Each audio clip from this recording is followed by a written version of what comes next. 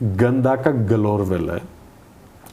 ձնագնդի էֆեկտը լինելու է, այսօր կլինի, վաղը կլինի 1 ամիս հետո, 2 ամիս հետո, ես դժվարանում եմ ասել, ավելի շուտ